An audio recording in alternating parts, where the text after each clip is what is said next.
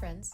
This is the Be Real Babe podcast, a place where your average babes come together to talk about life stresses, messes, and successes. A place where being yourself is the ultimate goal, where your opinion, your story, and your individual experience matters. Join me, your host B, and my guests for real and raw talks every week, laying it all out there so we can all help each other learn more, grow deeper, and evolve collectively. Now keep in mind, as a disclaimer, no one here is an expert and no one is giving any advice. This is strictly our opinions, thoughts, feelings, and for entertainment purposes only. Now with that being said, it's time. So grab your drink, grab your joint, and let's jump right in. Welcome everyone. Welcome to the Be Real Babe podcast.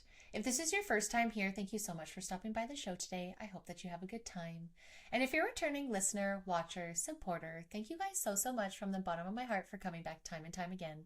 For those that don't know me, my name is Brandy. I am the host of the show. And today, you guys, we're on episode 233, being real about mindsets, manifesting, resilience, and woo-woo shit with my girl, Torva. You guys, I'm so excited for this episode. It has so many good fucking nuggets that I cannot wait to go back and listen to and clip for myself so I can remind myself this woman empowers me. She gets me on my shit and she triggered. No, just kidding. It's all the good things that you need in this episode to bring you to that higher level, to connect to yourself, to find that purpose, and really dive into how we have gotten from one space of our lives where we're not thriving to places where we are thriving. Torva, obviously, with her journey in cancer and her glow up there, and then me, myself, as I've been going through this podcast journey is what we talk about on this episode, and sprinkling in things like manifesting mindsets, gratitude, self-resilience, self-advocacy, and all that woo-woo shit, frequency talk, energy talk, good vibes, all of that, authenticity, realness, everything in one episode, you guys. I'm so excited. But before we get on to it, I just want to remind you, if you are listening on Spotify or Apple, to turn on those notifications. Leave your babe a review if you're feeling so kind. If you're listening on Rumble, you can like, subscribe, turn on notifications, leave a comment. It helps me a lot with the algorithms. And if you're looking to find me on social media this year, you can find me on TikTok and Instagram at the Be Real Babe. I am so excited, you guys. Season 10 is already jam-packed of amazing guests. I am just loving it so far. And we're only in month one. We're only on episode 1 of guests, and I'm just pumped. So I'm going to shut the fuck up and let's get into this amazing episode. All right, babes, it's time to get on to the show. And with me today, I have a very special guest joining me for her 5th time. It is one of my favorite times talking to Torva. Welcome to the show, babe. How's it going? Oh, good. I'm so glad to be back. Thanks for having me again. I'm so excited. 5th. Like, thank you, queen. I love this. Yeah. Wow. Our friend, I know. It's like our friendship is like, it's like, I feel like every time I have friends on, it's like a guilty, like, this is actually just for me so I could see and hang out. Like, I'm all excited about the podcast. Yeah. It's like the only time we actually like talk like face to face. So. No, exactly. So I'm like, I know I kind of feel guilty in a sense because I'm like, it doesn't, well, not guilty. I guess when it's your passions, it doesn't feel like it's a chore, right? So it's like some people are like, you're going to be talking for 2 hours straight. I was like, yeah, with the people that I love the most that I never get to see because we're all fucking busy. What are you talking about? Yeah, you got to say your zone of genius because I mean, I think there's people that like if you told them they had to say 2 months or 2 hours talking to someone, they would die. 100%. And I'm just like, let's go for 3. Just kidding. My internet's not that good.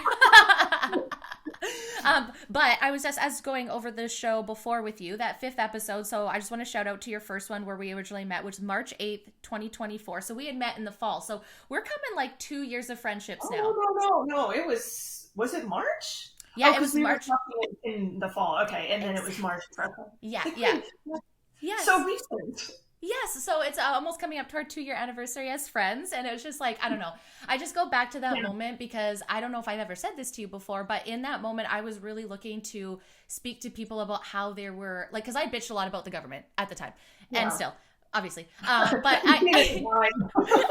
I just felt sometimes a little bit alone in that. And the minute that I seen like you and Donovan like actually doing that and being someone that was going through it, because people were like, oh, you're just running your mouth, you're just this, and I'm like, no, like I'm seeing other people and what they're doing. And that moment you guys like put this fire under my ass to just validate that I was doing the right thing, that I might have been alone in it, but people like you, like we're just going through it. Right. So like, I don't know.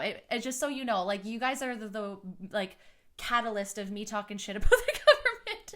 I mean, You were talking shit before about the Yes. government, rightfully so, and I hadn't heard every podcast, so I'm really glad that you found us and like reached out to us because there is that like disconnect between everybody's kind of out there in their own echo chamber like doing their thing and not realizing that other people are doing their thing, and like the whole idea of like you're just running your mouth like it didn't happen to you when you're going through that shit.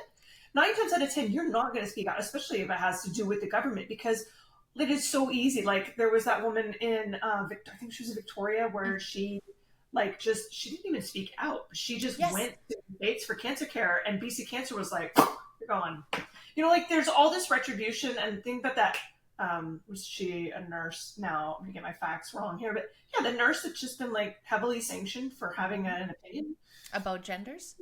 Yeah, about genders, Yes. and one that's like it or not, that's biologically valid. It's a Mm-hmm. biologically valid opinion, Yes, whether you like it or absolutely. not. So I mean, yeah, there's all kinds of retribution. So when you have a platform and you have the ability to speak out on behalf of everybody else, I think that's a huge benefit, a huge gift to society. And you know what? The more you shine your light, Brandy, the more people are going to try to dim it. So Very F true. them. A Like hundred just percent. And that's what I mean. That's why you guys were validation, because sometimes you do feel like, especially when you're in a podcast, you're talking, but I'm talking to no one. So you're like, is this like hitting? Is anybody like imposter syndrome so wild with it? You're like, is anybody getting this? Is this for anybody's purpose? People are always so quick to be like, oh well, they don't want to hear from me. I'm not going to message them or bother them. And I'm like, bother me. Like I want to hear. Like let me know that I'm doing it. And then so when I met you guys, and then we started a recording, and then I got to know you guys on a deeper level, I was like, no, these are the people. And so every time I go back, or every moment that I have like a comment or something that kind of gets me down, I come back to you guys, to when we met like a couple years ago, when I was just like, but remember how validated you felt in that moment. You're still doing that. You're still doing the same thing. And it just looks a little different now because I talk about Canadian shit on YouTube by myself. I But love that. I just, Like, I yeah. love how you've expanded that. And I mean, it helps me keep up with what's going on up there because Canadian news isn't on the American news. And Yes. it's harder to stay kind of up to date with what's going on up there. And 100%. I have nowhere to like, I can talk about it on my stories. I still have a lot of Canadian followers, but, I'm getting like more and more American followers. And they're just kind of like, why are you talking about British Columbia? Like in America, it's Yes. just weird. Yeah, But, oh, for sure. And that's why I broke it off too, right? Because I felt like, for one, I wasn't able to have as much of this with everybody because I was taking up so yeah. much with Canada. But then I felt once a month, it didn't feel like it was enough with all the stories that are coming out that are being censored. And I try to design my pages so it doesn't look like a news channel, right? So I'm not going to get censored. It's just an opinion YouTube T channel, right? Like that's how I kind of like lean it. But there's another one, I don't know if you heard. I just actually, one of my listeners sent it to me. There is a I think she is an ambulance, sorry, a Oh, I saw paramedic. that. Yeah, Yeah. why am I thinking a Okay. paramedic? Yeah, and she like, Yeah. they refused service or something like that. I gotta dive They deeper into refused it. to go to the patient refused to go to the hospital Yes. and sign the paperwork and everything, and then her son turned around and like filed a complaint, and then the complaint was given by a third party, some third party, like it was outsourced, the complaint process, which is ludicrous to me. And it just kind of goes back to that whole like accountability question in our healthcare. And the question is there any? And the answer is no. Nope. Not really. I Not mean, really. yes, there's colleges, but like if they're outsourcing the complaint process, it's punitive and unfair Yes, on absolutely. both sides. Yes, So absolutely. And that's, so it's like things like that matter to talk about, right? And for people not just in Canada, but people that are in the States, because it's also important, I think, that you guys are informed, because then, like you said, mhm. the Americans are getting very filtered through, or very little of what's going on in Canada, and they just think we're all like Justin Trudeau lover, liberal, fucking Quebecois people, which most of us are not, right? So it's like, Yeah, the things that do show up down here, like I think Joe Rogan actually, mm, even on his podcast, said something recently about the fines for going hiking in Nova Scotia. yes, So things like that do make their way down here, and then good. Americans are just like, what? Especially the conservative Americans, they're kind of just watching, going like, what the hell is going on up there? Help, help. Um, We're not I on will liberal. I will tell you, and I tell just about everybody I can what happened to me. Just because as soon as the question, I love this question, like, what brought you to Texas? Why am I glad you asked? Let me go back in time. Let me tell you this story. And I always get this, like, oh, I thought Canadian healthcare was so good. And I'm like, it was. And Donovan's always there too. And he's just like, yeah, it was like 10 years ago. Yes. But things changed and now Yes. it's terrible and don't get sick. And that's what's scary. And that's why it was so important, because I seen that dive through the pandemic. And then I was like, oh, a little bit nervous of the afterfall. And it was like you were going through the afterfall of all of the multiple reasons. But that just like, and what I would say too is like the healthcare system was fucked before the pandemic. Like, I'm like, guys, it's been fucked for the last 5 years. But this just like drove it into the ground and continually, like EB is just and I know you're not a fan of him either, just beating this shit into the ground. And so it just, I still will never forget like me speaking out and then you guys speaking out. I was like, it's like that scene from Step Brothers, like, did we just become best friends? And I was like, not only is there one, there's two, right? Like, I was like, not only do I have Torva, but I also have Donovan, who's also got this plethora of knowledge when it comes to the health space and and like super honest and real about what you guys were going through. And that was like, you have, I'm glad you're going to talk to him later because just barely tapped. Like, his knowledge is insane. He's like a walking health encyclopedia. I'm just like, and our first episode, although it was amazing, it was like just a couple months or a couple of weeks after you were on, when you were just going through your shit, and it was like very focused on like, but a lot of health stuff, but like what was going on for you, right? So it'd be cool now after a couple years since he's been on originally, because after that you guys came back on for Keeping Up with Canada June 7th, and we talked again about government and all that. I was like, yay, someone that can come on and talk to me about this shit. I love it. Not a lot of people want to talk politics and like, but I do. And so again, why I loved you guys. And then you guys came back on 201 November 2024, and that was just after, I believe, your first round of cancer, your first round of healing, when you were in remission. We both talked to you about your sides of what it is to deal with it, what it's like to be the spouse of, which was such a beautiful conversation. Helped me so much because I feel like I just always want to support everyone, and I always feel like I'm doing it the wrong way, or I'm walking on eggshells, and you guys always just make me feel like I can just speak what I have to speak and like, not to worry so much and just to be there instead of trying to like be away and try not to harm, if that makes sense. Like being real? Weird. At least I'm trying to be in the brand. But it's just nice though, right? Because like you said, people are going through it. They don't want to talk about it. But I feel like for you guys, it was therapeutic when it was the appropriate time, right? And so I think that was a therapeutic episode for you guys to just like be real about it. And then you came back on and talked to me about US and Canada just recently on season 9, June 20th, 2025. So I was like, oh yeah, we're back on like a couple months. So let's just quickly catch up on health update, life update, how's living in Texas and being an American again for a couple months. It's been great. I haven't, I've been very like kind of keeping to myself and like just kind of doing the homesteading thing, like the, taking care of the house and setting up shop and all of that here. We've been doing a lot of like gardening and stuff, which I know sounds like super boring, but after the last 2 years, it's nice to have that just kind of steady routine. My health is good. I did find out that I've had this nodule on my lung. So I found out about it back in February. It's probably been there since the beginning of my relapse. But they never really identified what it was. They just thought, we'll keep an eye on this. Well, in the end of July, I had a CT scan again, and I think it's been there this whole time. I've had multiple scans since back in February anyway, and it showed up again, but it's smaller. So that's awesome, but that actually made them go, oh, because it's shrinking, it most likely is cancer. Okay. So I was like... That's like a double-ended sword. It's like, It's the weirdest news, bad news thing. Because the nurse just walked in the room and went, good news, your tumors are shrinking. And I was just like... My what? My what? Our what? Our what now? Huh? What was that word before? Shrinking? Well, we got over the shock, and I mean, that is good news, right? So whether I knew it was there or not, I know now, and it's shrinking. Yes. And it's shrinking because of all the things that I'm doing. So, we're going to keep on doing the maintenance treatment, and it's going to keep on shrinking. I'm getting scans every 9 weeks because I'm in this trial. So even though when I started this trial, I did not get into the new drug group. I'm in the control group. So basically all that means is I'm taking the medicine I was going to be taking anyway, and I'm getting more scans and more checkups. Oh, fuck yeah. That sounds like a win. Exactly. Fuck yeah, exactly. So that's what I'm doing. Wow. And I'm doing good. Getting stronger again. I just hit the 200 club again today on my deadlift. You're such a psycho. Just kidding. And again, anytime I gotta go to the gym and I'm just like, we're talking about maybe going to Mexico or actually maybe coming down to the States possibly in November. We're looking at like we want to go to we've never been to a big festival. So kind of look at maybe EDC. Don't hold to me, that squad was Where's listening.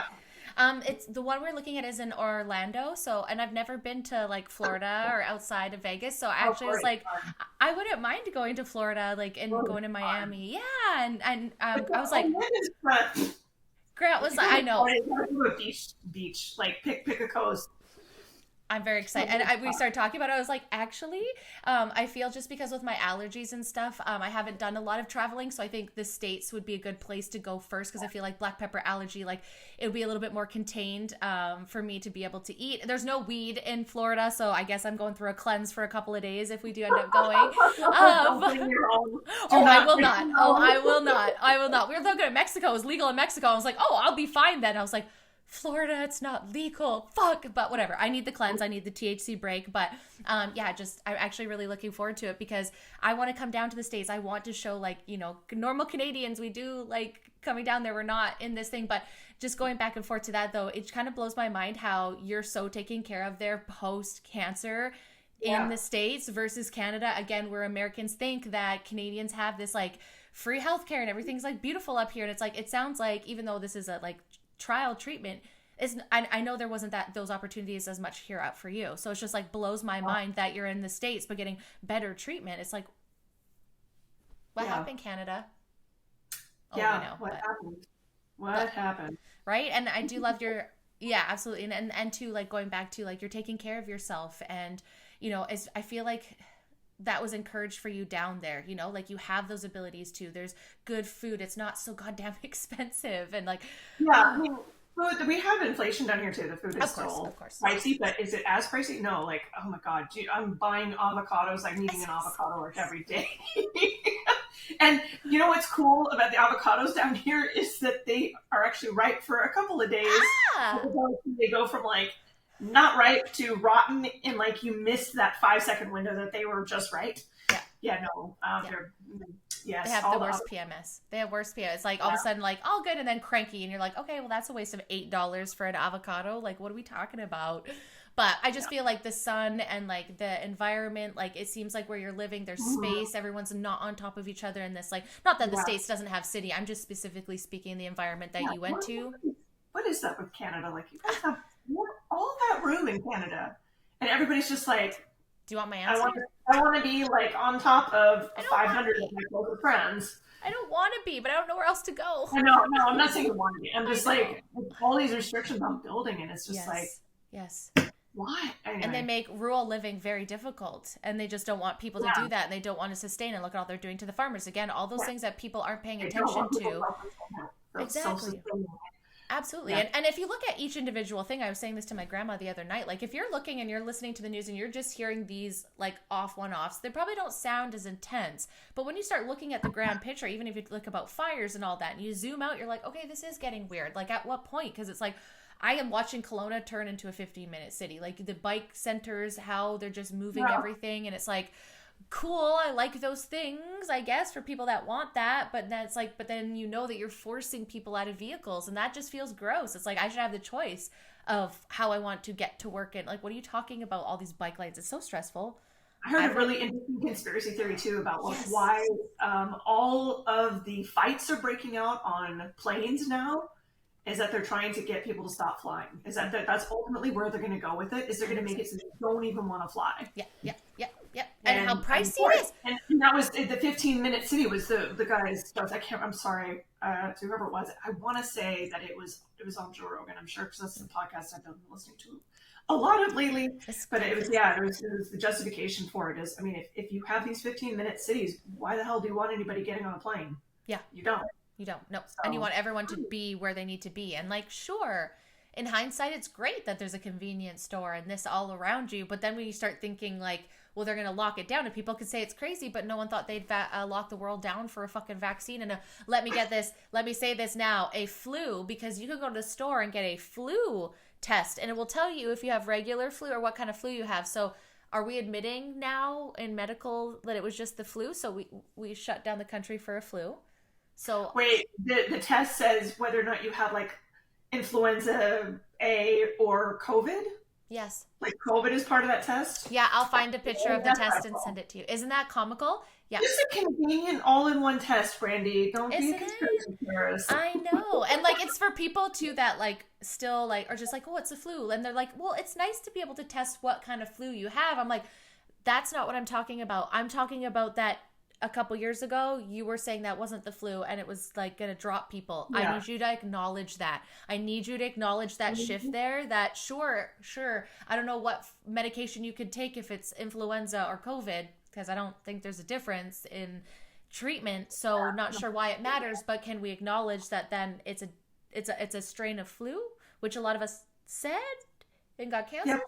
Anyways, Kate, so that was my event, but I'm glad to hear that you're thriving, and I love to see you work out because it's motivating me, because that was my point. We're either going to Mexico or going somewhere, and I'm at the end of the summer where it's like, okay, I can start to let go, because like we're going to be putting sweats on soon, and I'm like, no, mon ami, you're going to be in a bathing suit somewhere in November. So your stories and what you're doing and your clean eating is like very, just sitting in the sun, it's just helping me ground myself too and have those reminders in my flight moments. So please, I know you're saying you're not sharing much, but the ones that you are reminding me. I'm trying to share more. I have been kind of quiet. I had been kind of quiet, but I'm, like the last few weeks I've been kind of ramping back up and getting more information out there about what I'm doing. Yes. The sun, I swear to God, the sun is healing me. I can't, like, it's healing me. The sun and the steak and the heavy weights. There you go. That's my secret. You're a toxic masculinity right there, Torva. What are you talking about? Can't do that in this day and age. You got butter in there too. Oh my goodness! Yeah, no, I do. I do have butter. I'm not like there's a woman on Instagram who eats like sticks of butter like in front of the camera, and then good for her. I'm not there yet. But I have lost 20 pounds since the middle of April. That's amazing. So, and how's that feel? Yeah. Like feels better too, I bet. No, it's coming off like a pound a week, and I'm not having to try that hard. I'm not hungry, except for when I do my fasting. Obviously, I'm hungry then, but I stay pretty low carb anyway, so the fasts are pretty manageable. Yeah. And you guys you've got me. I'm in the first hour of what's going to be like a 42-hour fast. Excellent. I'm glad I'm not at the end. Just kidding. I'm kidding. Yeah. I'm not that bad. I'm not kidding. Crazy. I am. Wow, you got through that without being. I didn't really notice. It's like, oh wait, hold on. You did so well, sweetie. You're doing great, sweetie. No, that's just reflection of me because I'd be a psycho. But good for you. But I do try to do the same thing on Sundays, especially because I have my my cardio class on the Sunday morning. Yeah. For me, it's a really great class time to be able to fast. So I kind of I'm mindful Saturday night, kind of like 8:00. Don't have any more, and then I'm usually like 12 to 2 o'clock, but I just do it once a week just to give my body a break, and then the fasted cardio, and then I feel good, and then by like 2 o'clock I'm like, okay, I gotta eat better. But it's just I find my mom also as well was kind of doing as close to carnivore as she possibly can, and she lost a bunch of weight as well. It didn't necessarily change her fibro symptoms as much, but it was losing weight, and then it makes you feel better, right? I do believe, like we all agree, that clean food does give you better energy, and it just feels good to focus on it, right? And then it's not, after a while it becomes habit, and it's not a focus. Like it's just easy. It's just, you don't crave the other shit after a while, you know? No, you don't. And people don't know that until they do it, right? And I'm a stoner, so it brings me back several times. But I am good at 80-20. I'm good at the 80-20. I gotta have some of it. But anyways, so I really do actually thinking about this too when we're talking about this episode and the title and mindset and self-resilience and all that kind of stuff.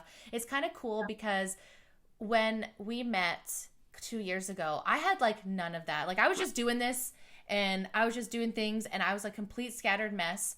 And I feel like the last couple of years I've changed so much in that area, and I've really dialed into that. And I know you had a bunch of education before that, but I feel like too you've also been able to like embody all of your teachings over the last couple of years.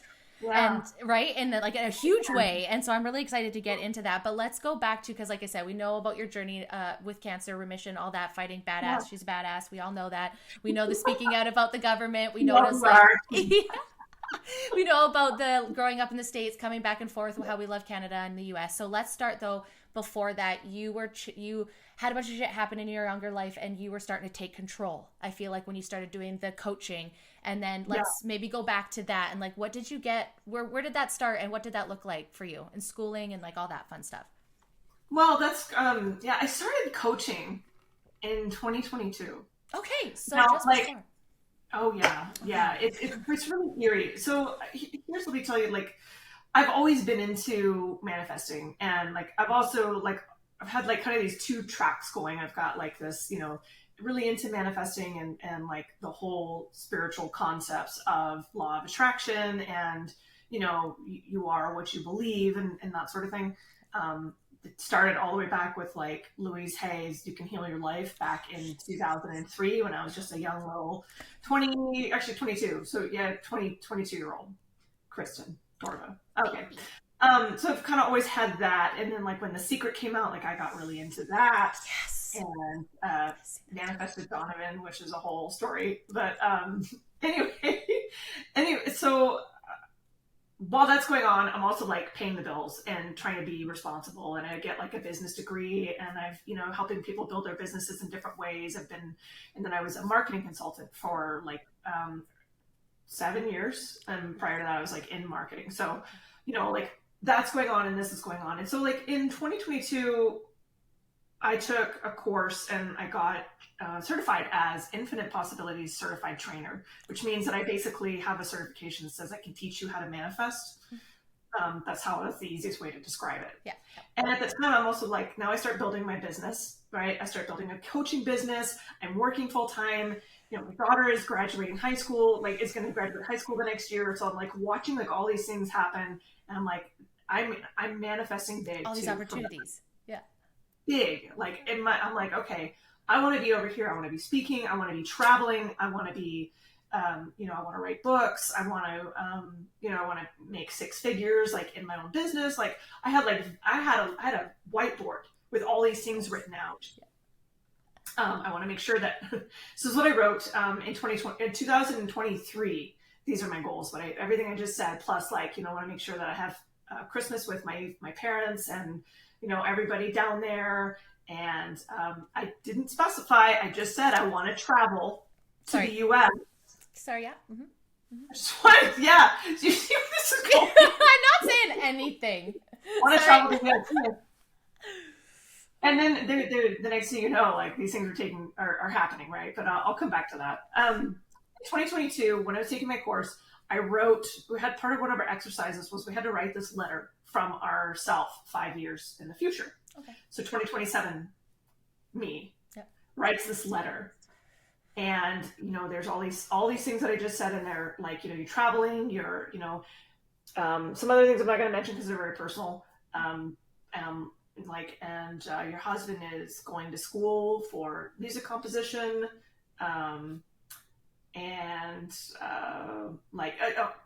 you're speaking, like all these things. Yeah. These things are happening now. Like, so it's really, really weird. And I'm going around this like experience going, you never know how things are going to really unfold. Mm-hmm. It's very crazy. Like Donovan just got accepted into Berklee School of Music. Amazing. I seen a new page pop up and I was like, what's this? Mm-hmm. It's insane. So anyway, that's kind of how I got into what I was doing. Mm-hmm. I was going full force in 2023. I was like, I have these goals. I was more goal driven than I've ever really been. But like, so I was, manifesting so hard, which doesn't work, really does not work. And I was just like, I ran myself into the ground. And I ended up with cancer, which can happen. But, am I saying like, I caused my own cancer? Like, no, that's not what I'm saying. But what I am saying is like, I learned some very hard lessons, even about manifesting that way and not trying to force your will as a way to manifest something is one of the biggest lessons I learned in all of that. Absolutely. And it's so hard too when things are rolling and things are good and you're like, oh my gosh, these are all happening. And so it's hard, I feel like, to take that foot off the gas pedal, right? It can be. When it's going good, it's going good. Like there's no reason to take your foot off the gas True. pedal. Yeah. But when it's not, Yeah. like I was, started the business, like I had a couple of clients and those were really good. But nothing else I was doing was taking hold. Like I got those two clients so easily and I couldn't get any more. Fair. And I tried this program and I tried that thing and like everything was just flopping, flopping, flopping. At the same time, I was like the strata president for our strata, which was like this strata of 4 places, like 4 units, but was totally insane. Oh my god. Totally insane. Like the most insane neighbors. And one of them was like hell bent on that we had to run it, a certain way. And she was out for my throat. Like she was out for me. Like she was always causing shit. Totally psycho. So that was going on, and I was building this business, and I was working full time. And there was a lot of pressure at work going on. I had been coaching CrossFit up until 2023, and then I had to stop that. But I was still like trying to work out, So I was just like, I was trying to do all these things. I was really trying so hard. I was like, I've got this goal. I'm gonna get it. I'm gonna do it. I'm gonna do it. I'm gonna do it. And just push, push, push, push, push. And I think eventually the universe just goes, no, sit down. Shut the fuck up. Sit down. Yeah, it pushed back. Just like holding your head. Yeah, so along comes the cancer. Like, big surprise. As I'm telling the story, I'm just like, well, Jesus, duh, But yeah, it was the lesson was like, once I started to let go because I had to, because I was dying. Like when you're dying, you stop giving a fuck. I would say that's valid. I don't know from experience, but I'd say that's valid feeling. Like I just want to be alive. I don't give a shit about those goals or like at the moment. No offense. I stopped working. Lost my job. I kept one client because she's amazing, and I felt fed working with her. Totally. And she was so understanding too. She was just like, we'll meet when we meet. Like, okay, great. And I stopped carrying like, we were taking care of it to GoFundMe, but we lost our house. Yeah. That's okay. Like I just started letting go of these things. Like, yes, owning a house was a dream of mine. Hey. And then you look back, right? You don't know. Exactly. Yeah. And so if you look back, it's like, that was devastating. I remember watching it. I mean, not for me, but like, I remember watching that live as you're going through it. It's like, holy fuck, now they have to downgrade. And I always think, I don't know if it's like a Steve Jobs quote or something, but it's like, you'll never understand until you look back and see how all the dots connect. And so in the moment, sometimes, like you said, if you're trying to control it and control, like manifesting, you can't control the outcome or the avenue, I think is fair to say. You can hope, like for the, but if you're just like, I want to have a house and it's going to be in this, it's like, well, you still got the house, but you got everything. You had to lose the house to get other things that you asked for as well. And now you're back into that house, probably in a healthier house that's going to help you heal for that time. But while you're in it, you're like, holy fuck. And you don't think that in that moment, especially when you're having like no job, you don't know what the future, there's no fucking way a house is coming into my future. Right. So I'm sure, again, to the mindset, you had to work for it. Yeah. I won't let myself think there's no way. Yeah. But I would reckon when things are good, well, don't. Yeah, I know. You're better at that. You're the coach, man. I'm not. Because when you catch that, you got to go like, well, is that true? Just because you can't see how it's going to happen doesn't mean it's not going to happen. Of course. Right? Yeah. You're better at that. But that's where I would be in that moment where it's just like, I'm barely alive. How the fuck am I going to get a house, right? Like, I'm so glad that you had better mindset. But I would spiral. I was just like, I think it was annoying, probably to Donovan too, which was like, it'll all work out. And he's just like, what? Spiral with me, bitch. Sorry, you're on your own. I refused to stop. I refused to spiral. I was just like, you know what? I'm alive. 100%. Like, it can't be a mistake that I'm alive, and things are going to work out. And they've worked out in ways I never, ever, ever could have predicted or expected. And all of that, I feel like I had to go through it, like for multiple reasons. Like, it's kind of like you jumping the track, and the universe is like, you're not going to get where you're going on this track. We need you over here, and you're not listening. You want to hear something really crazy? Yes. So in the summer of 2023, as I'm like leading up to my diagnosis, like all summer, even the spring, I knew I had some health things going on, and I kept like going to the doctor, and it was, no answers were coming. So I was very like conscious of, I have something going on.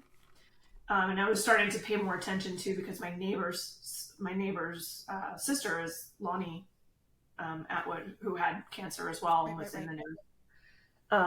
So I was aware of like how the cancer care system was screwing people over and the healthcare system was just in a wreck. In August of 2023, I was just looking back at my archives. I ended up sharing, someone had created a whole post about how there's a shortage of gynecology oncologists in British Columbia. And I shared it in August. I didn't know I had ovarian cancer until September. That's Wait. a dot connect. Okay. It ended. No, dude, you're right. That's a dot. The person who shared it was now who became a friend of mine when I went public with my story, and I didn't even I didn't even remember. I didn't remember sharing that or anything. So the universe was like saying like your life is about to change, and like this is like giving you some resources. Like, bitch, you got ovarian cancer.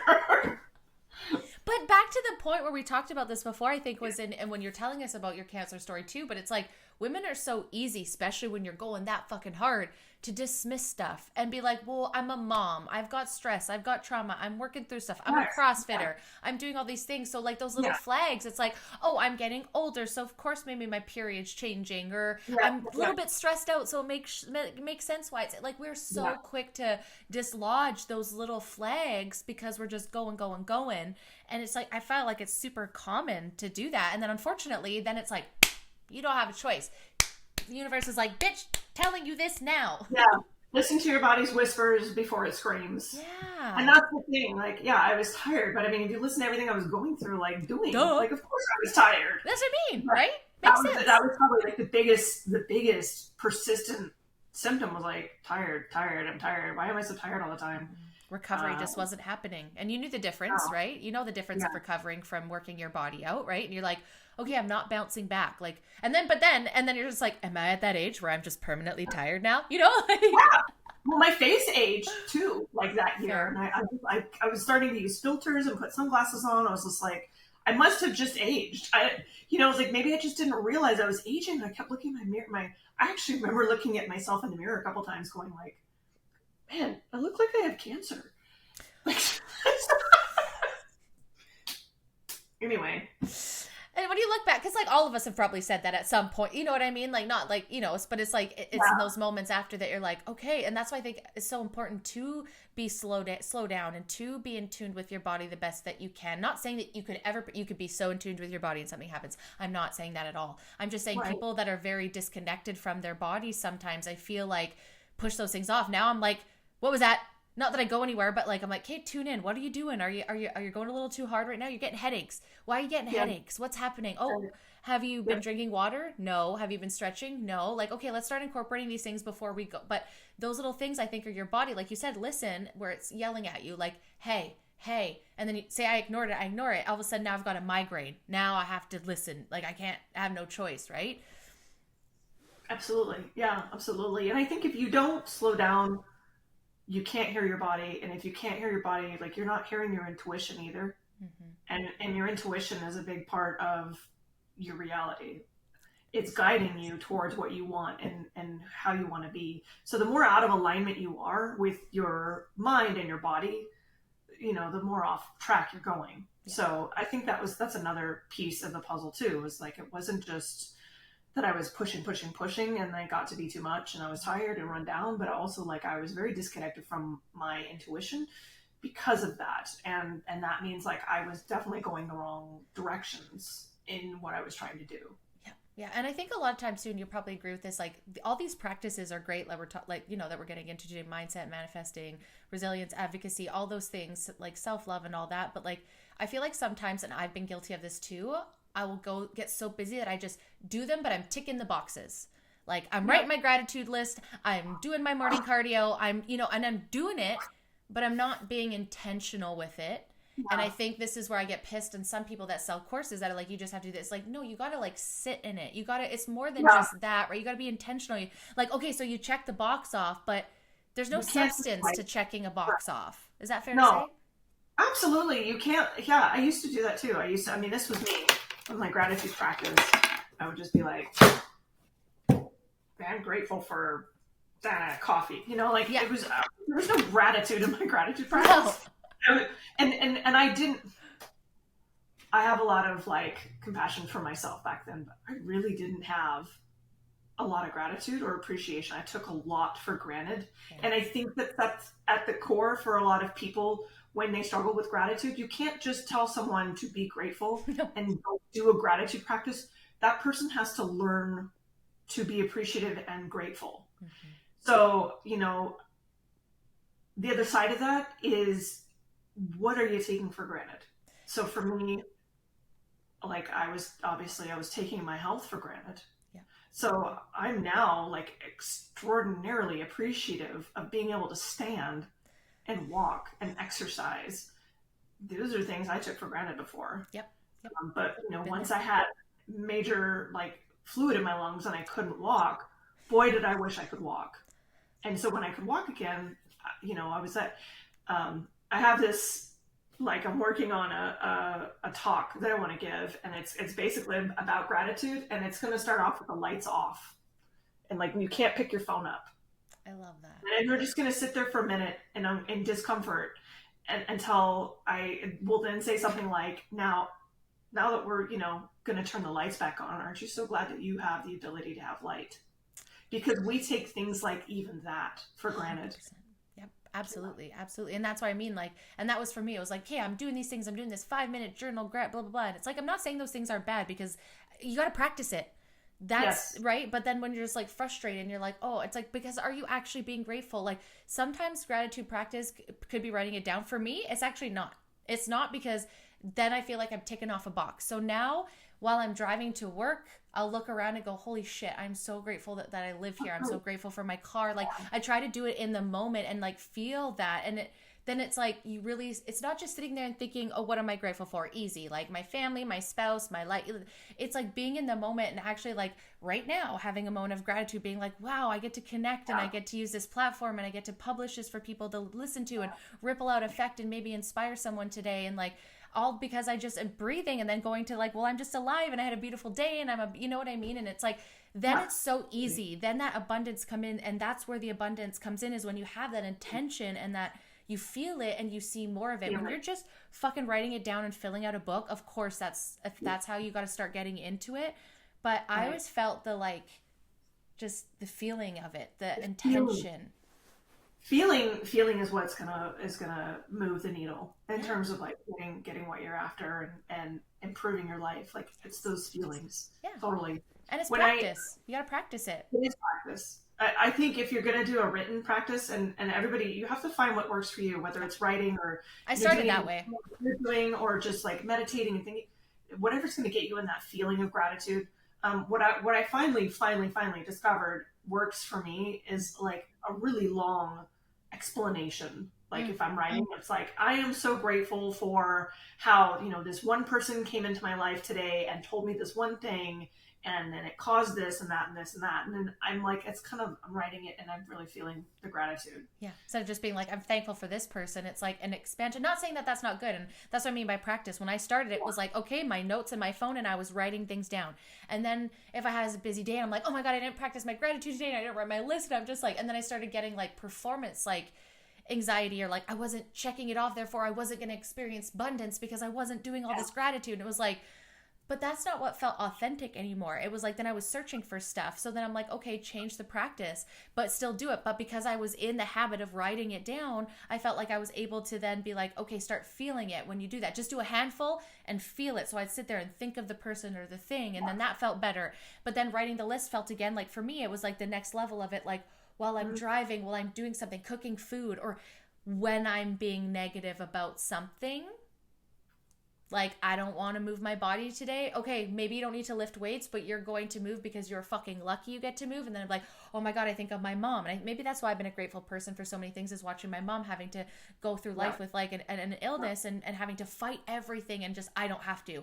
So that alone is something to be grateful for, right? So and that's just for me now. Writing a list now feels inauthentic to me because now I feel like, again, going back to, well, I'm just checking off a box, and I'd rather feel it, even if it's just one fucking feeling. To your point, I'm so grateful right now for this one thing and its expansiveness, and the feeling I think is going to outweigh the formula of how many lines that you wrote in your notebook. Again, if that's how you need to start and that's what feels good and that makes you feel good. But I just felt like it was very robotic and performative versus actually like helpful.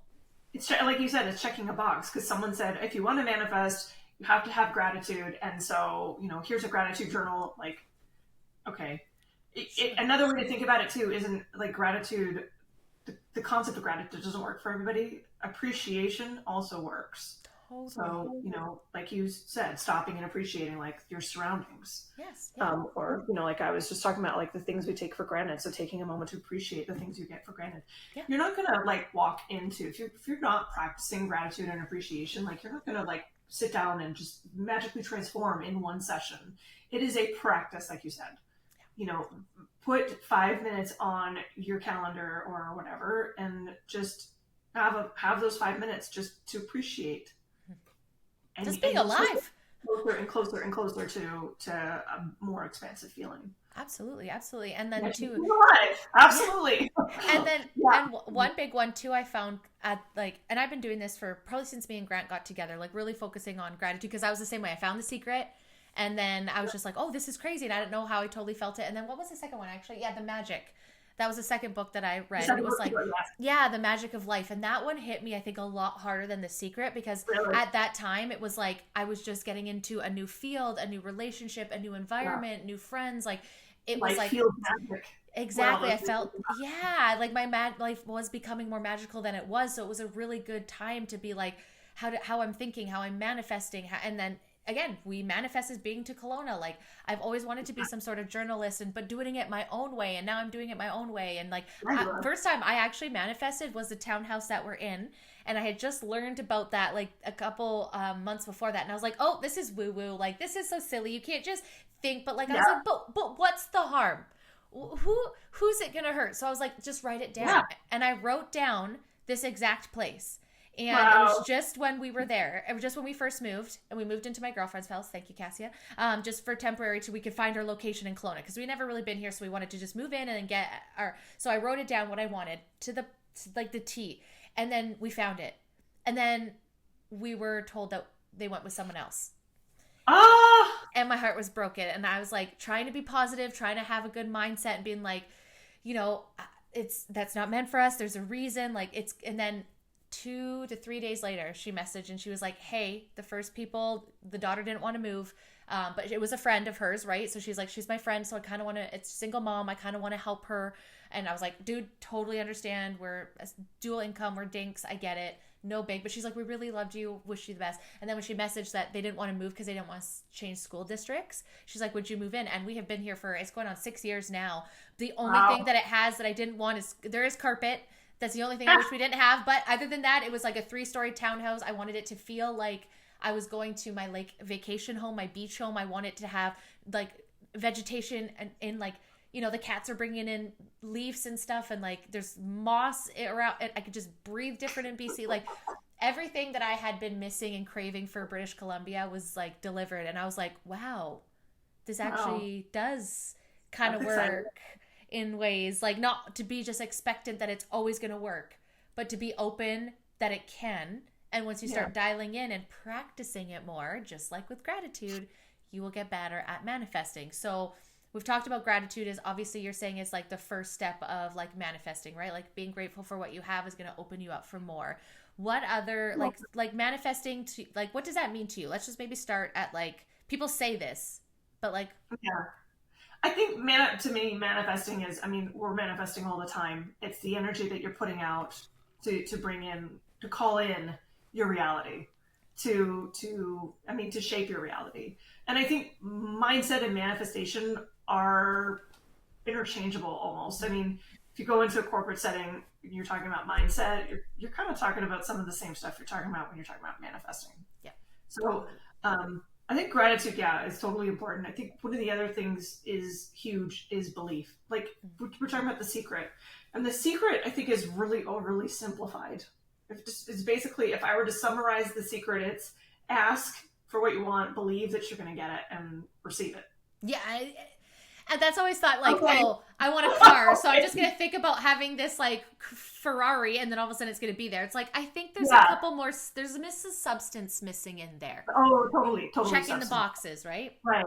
And I think beliefs are a huge part of that substance, because if you're not of the mindset that you deserve things, for example, then you're not going to get them. Even if you believe that the universe is going to deliver them, you don't believe that you're worthy of them. Like, there's so many underlying beliefs that we have about everything, about money, about health, about all of these things. And those are key components. That's doing the work. If you're going to ask me, like, what do people mean by doing the work? I mean, everybody's doing the work, but for me, you really got to get into your beliefs. You've got to be willing to do that shadow work. I mean, if you have a poverty mindset, you're going to be manifesting money your whole damn life, or trying to. You know, you may get it, but it's going to go away.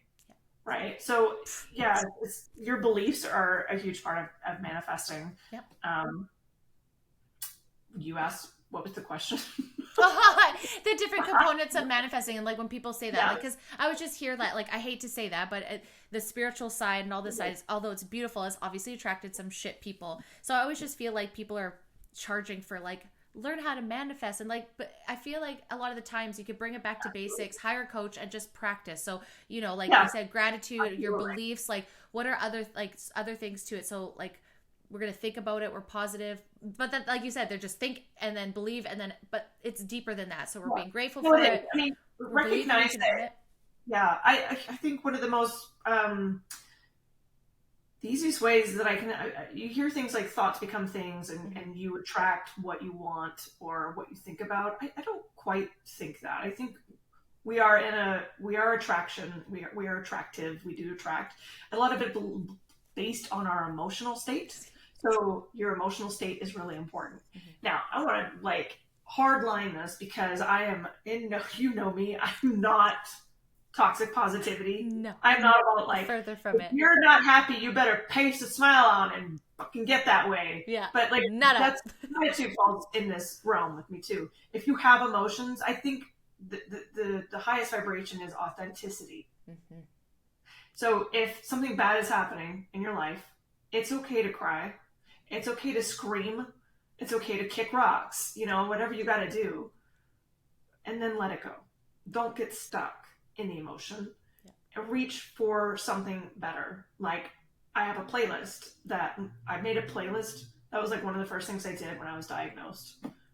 I made a playlist because I'm cheeky, with songs like "I Will Survive" and "I'm Still Standing," and like, I'm just that was. It's like your side of dark humor too, right? Like, kind of, you got, what else do you do, right? Like, that's my way. Yeah, it's my way of saying, like, what have you got? You know, bring it.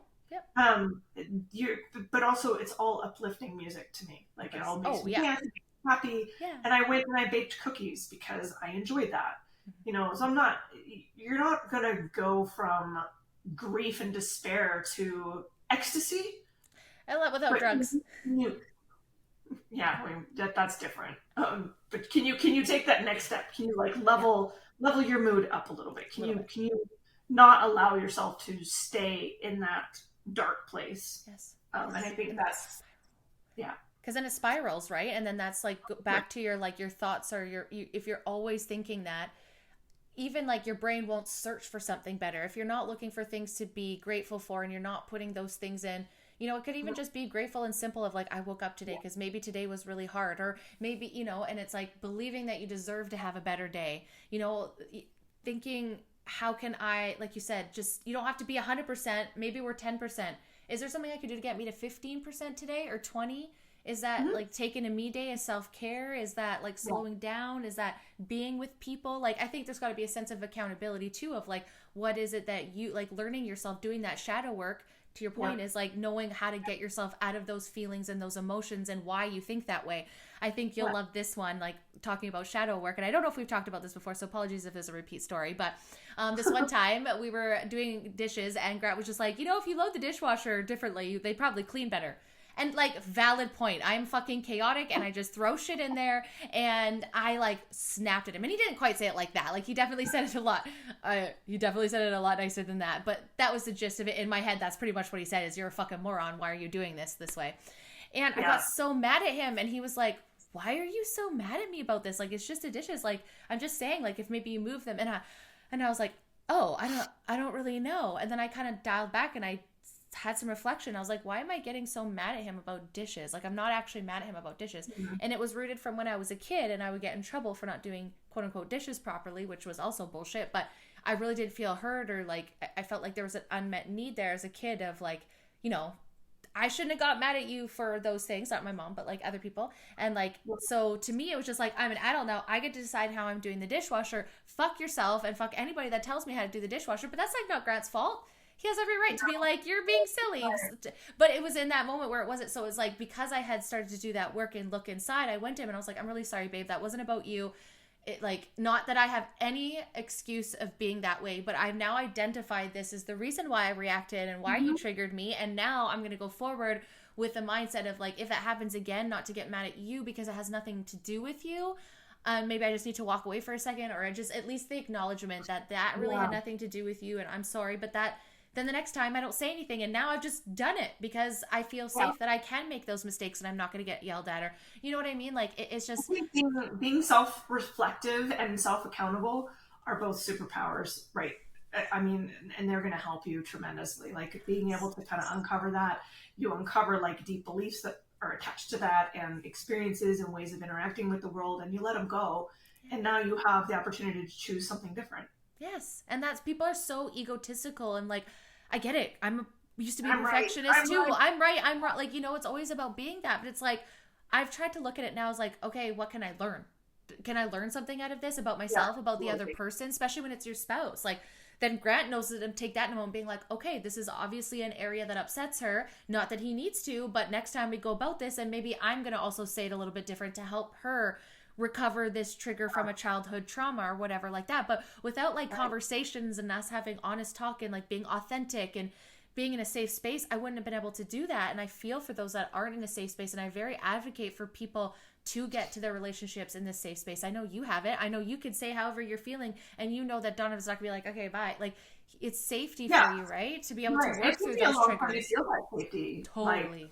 Like, you know, I like I said, I mean, like you, I manifested Donovan and me. But before that, I was in an abusive marriage, which I know I've mentioned on the podcast before, and it was really awful, and it was emotionally abusive, and it took my self-esteem from, you know, 0 to negative 100, and my sense of safety, and it was like, you know, narcissism and all that sort of thing. So it's just always gaslit and questioning my reality and questioning, you know, like, okay, am I a bad person? Like, those sorts of things. Like, it really took me a long time. And he used to say, like, Donovan used to say, like, let me love you until you learn to love yourself. Like, he used to sing that to me, which was really cute. But, and it was, you know, there's a lot of both of us willing to work on it, to come back to that. Because when you're in that insecure place, like, it can be really volatile. Yeah. And too, if you've been in a narcissistic or abusive relationship before, and you especially opened up that vulnerability, then it's also like, and I've had to work through this with us, where it's like, my abuse that I suffered has nothing to do with you, babe, but you're unfortunately going to have to deal with it as I heal, and it is my responsibility to heal it. But thank you for being patient with me, and know that has nothing to do with you, because like, especially if there's like sexual abuse too, right? And then all of a sudden, like, you're going through that and you're trying to heal with your new partner, there's things that you have to come up to and work through them together. And if you don't have that communication, that person, that spouse could take it the wrong way, thinking, oh, you don't want that relationship. And you're like, no, I just have dealt with a psycho in the past, and like, my body's just going to that. And like, I feel like when you're in a relationship over time, then you feel more safe. So then you're more open to those kind of things, you know? Absolutely. Yeah. Absolutely. And that's probably what you felt like outside of just like, it's time. Yeah, just time. Right. And then you're just like, then your body knows, and then it's like, not stressing as much, and you're not as much as chaotic, and you don't get triggered. You could actually sit and self-reflect and be like, was this my part? But if you're never doing that, and you've got two people so fucking unaware, they don't even talk about any of that. They're just checking boxes, but not doing the things. I feel like that's like the 7-year curse. That's like when people get.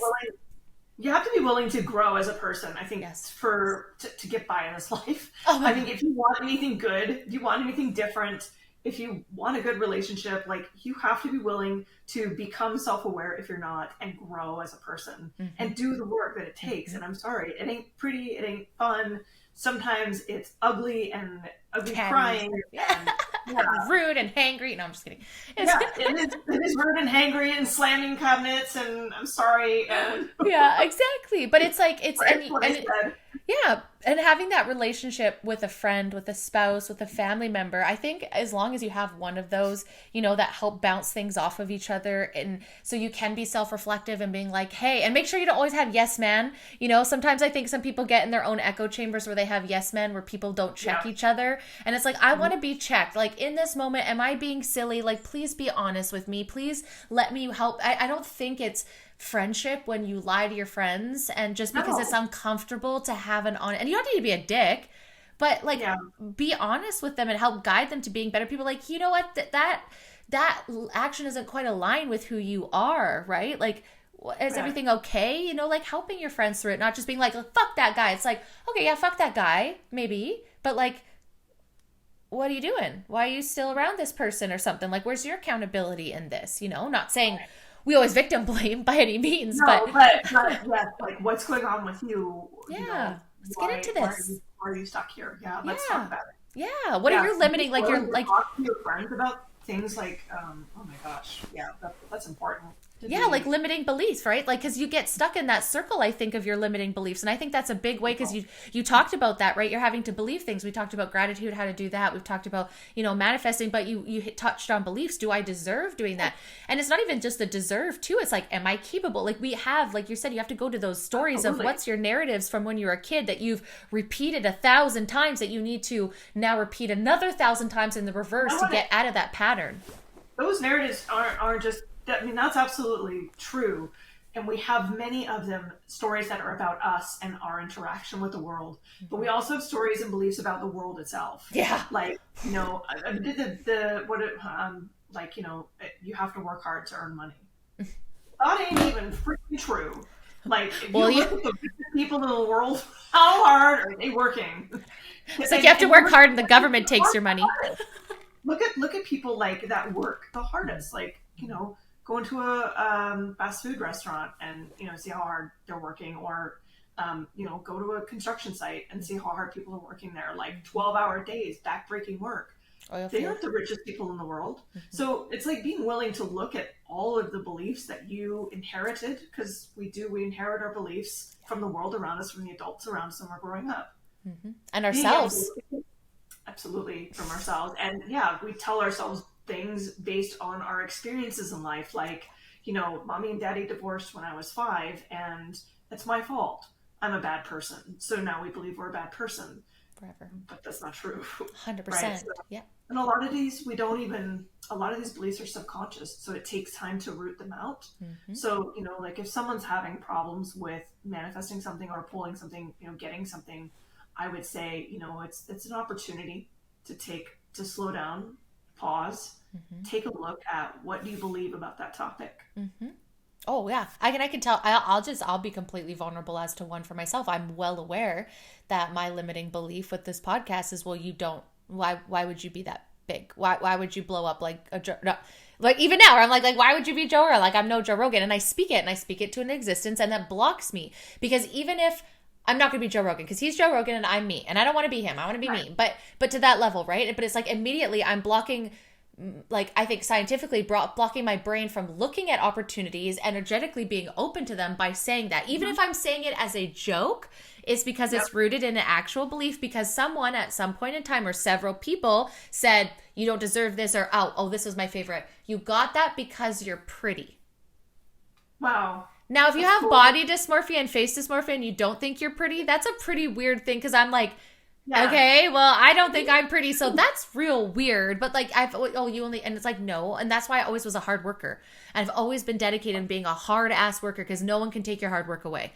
No one can take your hard work. You know what I mean? Yeah. Like my stamp of approval, like those are the things I work hard for. I don't really care about the outside, and now when someone says I'm like pretty, I'm just like, I am so funny and I am just so lovely in other ways. And it's just like, whoa, but bro, why are you so triggered? Well, because there's a limiting belief that anything in the goodness that I have are directly linked to my linked to my looks. So therefore I don't want, and so there's these weird beliefs that you have in your mind that you block out positive or goodness from people because you have that inner belief, or you block yourself out from the universe, right? So limiting, that's limiting beliefs, right? And they're my own, I know, and I'm not going to be able to get bigger because I'm telling myself I'm not going to. And that's step one. It's like, you got to believe it. Though. See, it's actually, it's like this spiral, because you said it, I'm not, and then you said, and I'm not because I'm saying it, and not because you're saying it. I'm in a cage. I'm in a glass case of emotion. Hey, I said I was going to be vulnerable. Stop speaking it into existence. That's my point, right? That's the goal. Yes. If the goal is to get as big as it is, yeah, well, not as big as him. The belief has to change that you can even stop believing that you can even get in your own way. 100%. Like, getting there. Look at season 1 to now, right? And sometimes it's steps, for sure. Right? Absolutely. What? Sometimes it's steps to it, right? Like, so like every season, every episodes, I'm like, okay, I feel more confident, or like, I feel like I'm being a better, and I'll take things to heart too that I have to work through. Like someone commented and was like, wow, you talk so much, let other people talk. And so now I'm always like, Brandy, shut up. But then sometimes I'm like, I gotta say what I gotta say though. And so I'm like, still be yourself, but like, do listen, right? Like, but it's baby steps is what I mean for sometimes, for your limiting beliefs. Like, don't think you could just like end it tomorrow. You've been telling yourself, I think we talked about this with like weight loss and stuff, or how you've been doing it. Like, you've had this certain mindset and you've been living this lifestyle and your diet and your lack of exercise for so long, and say you've put on this weight, and people just think, well, I'm going to take 3 months and eat healthy. And then all of a sudden, and maybe you can have drastic changes, but not all the time. You have to take years of relearning those patterns, or maybe having like a life threatening situation where it's like, no, I know that I'm going to get sick if I don't do this. But like, unless you're facing that, like, you have years of not doing something or doing something that you need to repattern, and that's a deep divot. Now, there's a little bit of a shortcut too here. It's not all about beliefs, right? So there's this you kind of collapse the timeline. Like having this understanding of who that future version of you is, the one that's got the big ass podcast and is confident about it, and is that version of you. If you can like articulate, write it down or something, like name her, visualize her, and then start asking yourself, what would mega podcast Brandy do? Big bitch B would say. Yeah, what did Big bitch B do in this situation? And you make a habit out of that. Yes. Now your beliefs kind of start to your beliefs are going to change. Yes. And your existence is going to change. Yes. And then you're more open to it, right? And I think too, like I always tell people, like even just believing that something happens, I feel like opens your mind to the possibilities. And I think when it comes to, we're talking about manifesting, and people try to hold on to everything. And I think that's where The Secret did people dirty. It was like, you think about something and you want it, and then it happens. It's like, you think about it, you get in the mindset, but you got to do the work towards it. You can't just think about having sorry, go ahead. Aligned action. Exactly. That's what I mean, right? But people, again, where they get ticking the box. Okay, I'm visualizing the car. I'm wanting it. I'm having good thoughts. Well, why isn't it here? And it's like, maybe though, like, okay, I'll take one for money. When people want to, I think that I notice with money is that they're like, I want to do this. And they think that like, okay, you're just going to get $500 deposited into your bank account. But like, what if all of a sudden you saved, let's say you go to your normal grocery shop and like Walmart all of a sudden is having this huge sale that you didn't even know is happening, and you save $50 on your grocery bill. And then all of a sudden, like, oh my God, you got this weird random insurance rebate that was $100 that you weren't expecting. Or maybe someone else, you sold a shirt, and then all of a sudden it adds up to $500. But at the time, you're not thinking that. You're just like, I didn't get that $500 in my bank account. But it's like, but you did. It just came in different avenues. So I always find with manifesting not to like hold on to the avenue and the result, but being open to that. You don't fucking need to know how it's going to happen. You just have to believe that's going to happen and keep working hard and doing the things that you need to do, and it will show itself in the right time when it's meant to. Yeah, absolutely. But what's interesting is like people will have that experience, and they'll get like the $50 rebate or whatever, and they'll be like, I wanted $500. Exactly. And they'll be like, oh my God, Do you not realize that you are on the timeline? You are on path to getting that. Mm-hmm. It's happening. Mm-hmm. And that opportunity, you just blew it, like, by not being grateful. Mm-hmm. Yeah. Because when you're like, I want it, you're repelling.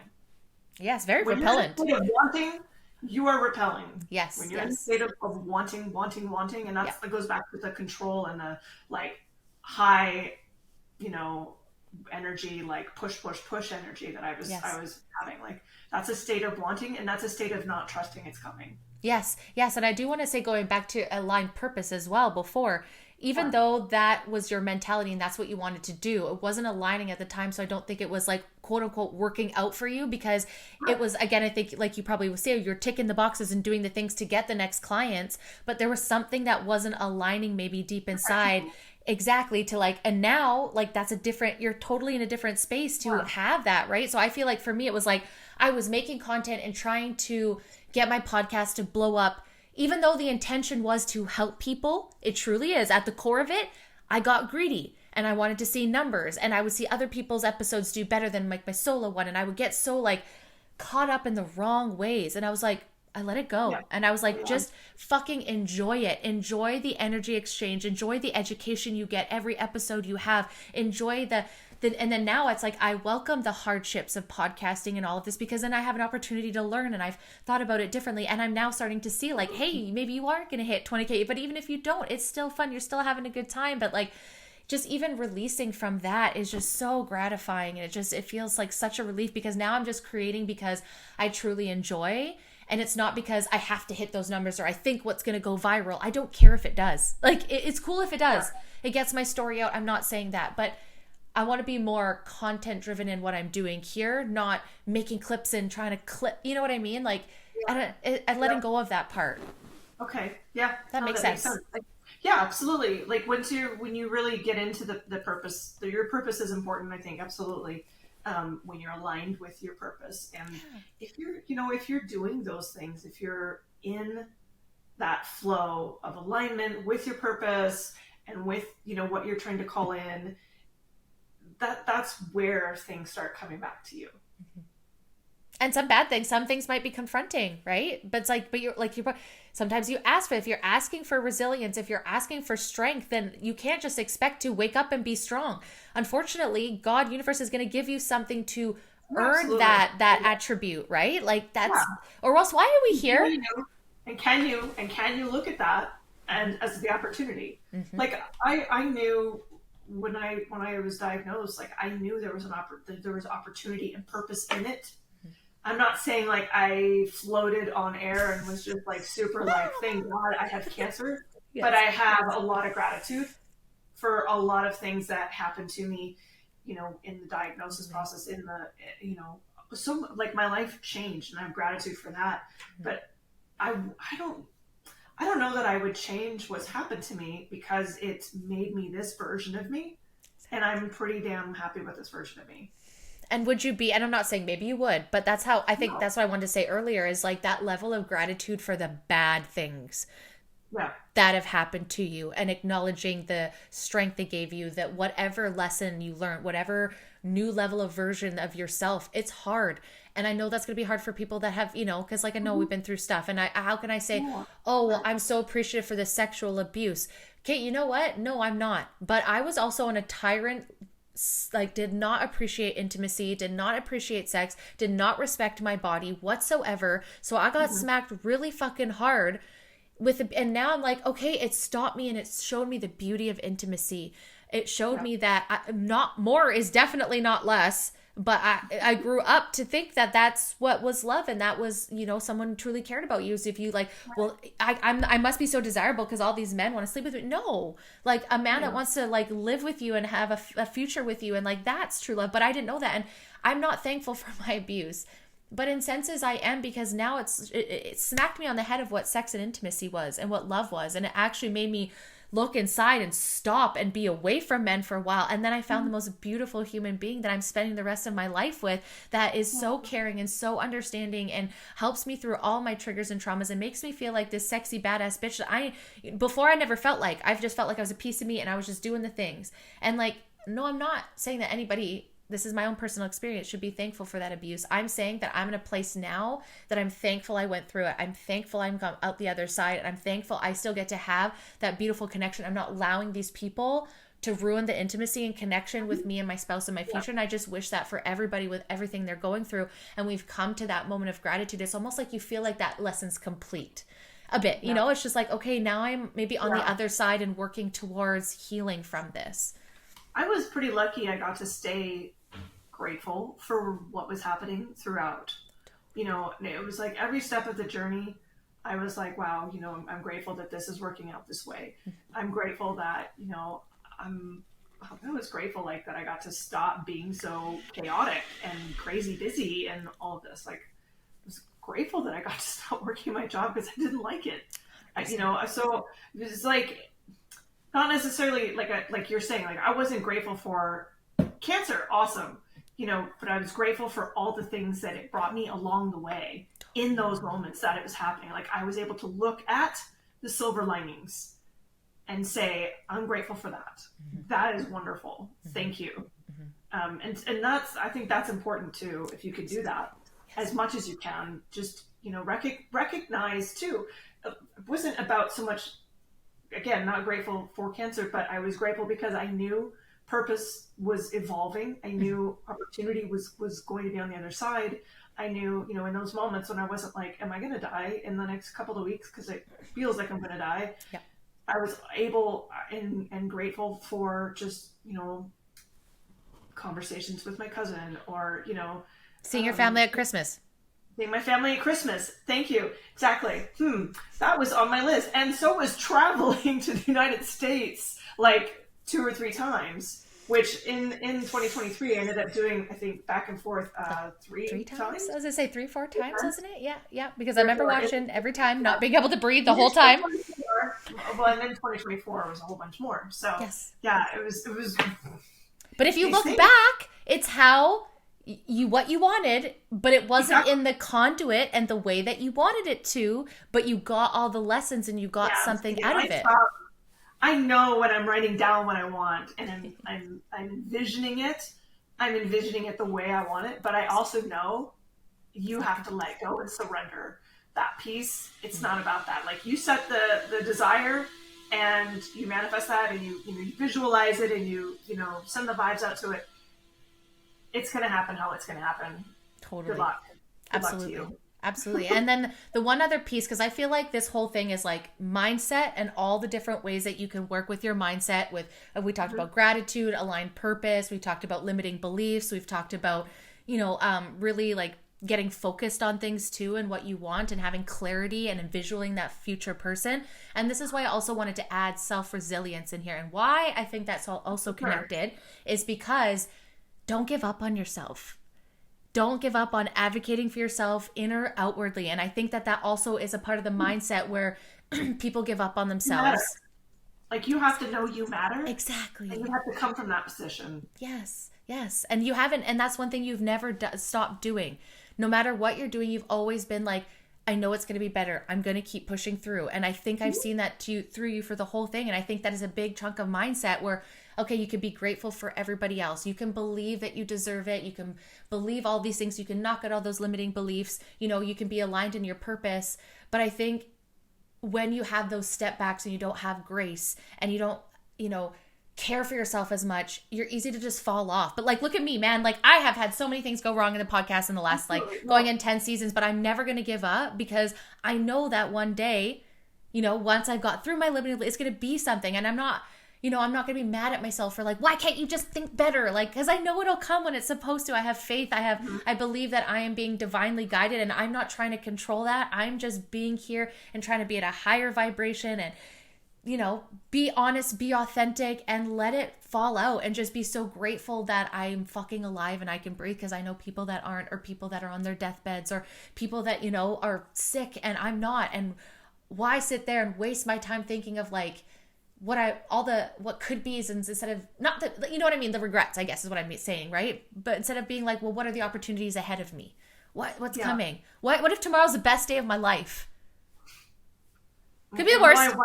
Why not? Why can't it be? Why can't it be? I think too, though, instead of like, yes, absolutely, you have to have self-resilience and self-trust. I mean, you have to know everybody is so incredibly powerful. And the one thing that stops you from, if you're looking at your life going like, I'm not, look at my life, I'm like, well, then that's because you don't think you are. That's it right there, right? And that's like the first belief that's got to go, is believing you're not powerful. But we also we're becoming more individualistic, I think, as a society, as a people, as modern civilization. And you're not doing any of this on your own. Oh no. Community. None of this is on your own. You have to find, I have an unwavering faith in something beyond myself. I don't have a name for it. I'm not Christian, but that connection has deepened and deepened and deepened. And as it's gotten deeper, my life has only gotten better. In the last 2 years in particular, or the last 3 years, I should say, back from when I did this course, my focus initially was like on deepening that relationship and opening myself up to it more. And it's mind blowing, but like, I have faith, and I know too, so it's faith, but also surrender. So I have like a saying of like, surrender without giving up. You will never see me quit, ever. You will never see me quit. But I kind of walk through this whole experience like with surrender of like, que sera, sera, like what will be, will be. Yeah. I put out into the world the intention, and I pulled back like many, many, many wonderful things. Like I basically like don't have to work anymore because of what's happened to me, right? So it's not a six-figure, not six figures yet, but like I don't have to work, and so I never would have seen that coming ever. But I'm just like, wow, that's amazing that I've been taken care of. Yeah. How awesome. Yeah. But also that's surrender. Like that would not have happened had I just kept like work. Just burn myself out. Yeah, burn yourself out. It's good idea. It's so good. It helps your body. There's no stress in that whatsoever. It's just chill all the time. Stress is fine. Stress is not fine, just for the record. It is stress not fine. Is bad. It is. Yeah, which takes me to another piece, and that's nervous system regulation. Huge. Yes, let's talk about that. What do you think about that? Like, what are your suggestions for people if they are? Because, I think so many people are just like, oh, you just sell healthy eating and all that. It's like, no, but it's important. And there's different layers to that. So what are some things people can do to help with their nervous system? I know Donovan will be the bigger. Oh, yeah, healthy eating, that's more his nervous system. It's more me. Oh, fair. Yeah. No, and I have a client right now that I've been working with for a while, and nervous system is one of the big things that we work on together, because she had an experience growing up that was pretty difficult. Her mom was very reactive, and so she's very much she's got the mother wound, I guess is what I would say. So we work on her nervous system a lot.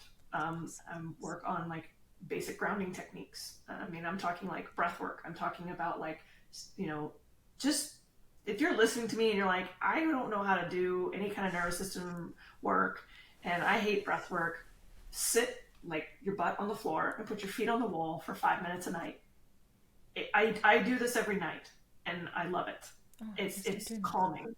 I'm learning to like really feel in my body, like when I'm relaxing. And that's another thing you could do too, is like really feel, take the time in your day, a few times a day, to check in with your body. How do you feel right now? What's your emotional state? And where is it showing up in your body? A lot of us are carrying so much anxiety and tension in our bellies, for example. Yeah. Or in our throats, right? So just the awareness can help to start to regulate your nervous system. Humming is another one. Somatic movement is another one, which I can't really like get into the depths of. No, that's what people can come to you for, though. Right? I don't do somatic movement. No, but right. Where it to help. I absolutely give people I give people practices, and I like suggestions. I don't come up to you with like, okay, well here's my program and we're gonna do like, I'm very much in the flow when we're working together, and I sit down and I like really, some of it's intuitively guided and some of it's just like, I understand the situation. And so, like I said, my client and I are doing a lot of nervous system work, grounding, and beliefs, and it's to help her with her, like, she's got a lot going on. She's running a business. She's a new mom. She's like trying to heal her own, core wounds and take care of her body. And, so there's a lot going on. But it starts with the nervous system because you can't control, I guess, for lack of a better word, you can't really govern what you're manifesting if your energy is chaos and anxiety. Like, yeah, you can pull in some good things for sure. It's just more sporadic. It's a lot more difficult. And it comes a lot harder. And I feel like when you're in flight and flight, like flight or fight, it's hard to be flight or flight. Oh no, we're just flighting. We're not fucking fighting anything. We're just going. But either way, okay, right? Not unvaccinated ones. Well, see how down they are now. Tariffs are off since we've talked last time, but we won't. We're not doing that this episode. Just kidding. That'll be for the YouTube channel soon. But I feel like if your body's just wigging the fuck out, like that's all you can think about. Like you can't be in tune with yourself because your body's just so dysregulated. And for everybody, that's going to look different, right? Like, some people hate talk therapy, then don't do talk therapy. Maybe do somatic breathing, or everyone's going to have a different way to heal and move that emotion out of your body. But I feel like I hate talk therapy too, just for the record. I said exactly, right? And some people, and some people love it. And I just think it's so important that, like, you don't have to do whatever other people are doing. You have to do what's best for you. And maybe it's dancing. Maybe it's just putting on some music and just getting in touch with your inner child. But I think it is just like whatever you have to do is like stress management, and start looking at your areas that is making your nervous system go crazy, right? I think hiring coaches are great. And, I think that's awesome too. But even if you're just like, I don't have the money to, like, it's just getting back to basics, I think is a good start, right? Like start there. How are you eating? How are you sleeping? Is stress management a thing? Like, do you drink water? Like, try those. And if you haven't hit any of those yet, maybe just start there. Because when you start taking care of your body and you're showing your body you're going to show up for yourself and nourish it, right? Then it's like, okay, you're a safe person. Because lately you've just been eating nothing but like, junk food and giving me caffeine and sleeping and scrolling all night. So I don't really trust that you're safe. What is that? That girl dinner, exactly. Which sometimes we have, because guess what? I have a spouse that's away, and sometimes, it's French toast for dinner. But okay, girl dinner is like steak, right? No, sometimes I have French toast for dinner. Sometimes it's breakfast for dinner. Okay, as long as it's a nourishing meal. I breakfast with eggs and 100%. But again, we joke, but like, how normalized is it though? Like that undernourishing ourselves and all of that is just like, okay. And it's like, sure. That's a big thing. Especially when you have the mother wound, right? So you're not going to show up for yourself. You are not going to have trust in yourself. And I think that's a big thing. Like a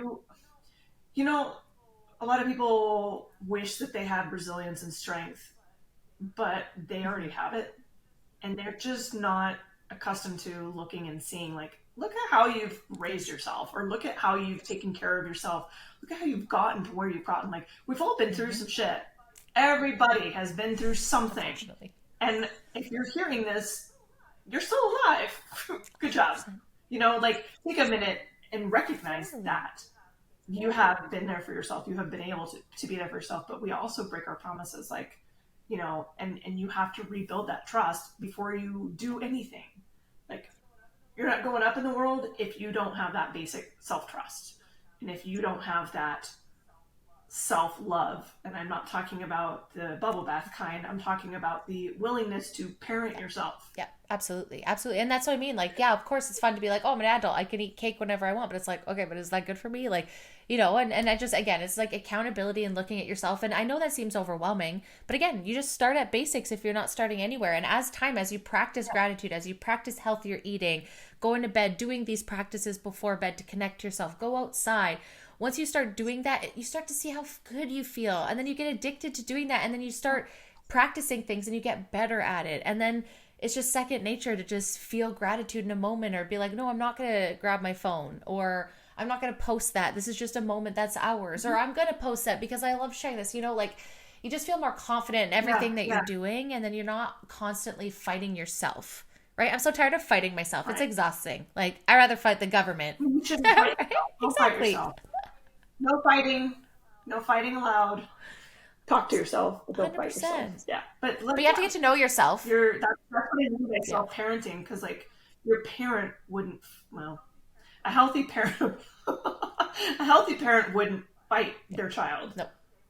They would discuss, and they would dissect.